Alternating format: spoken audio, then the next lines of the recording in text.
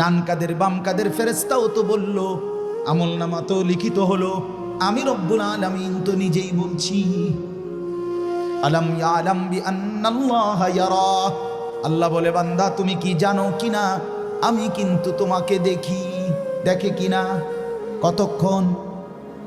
কতক্ষণ বলেন বন্ধু, কতক্ষণ?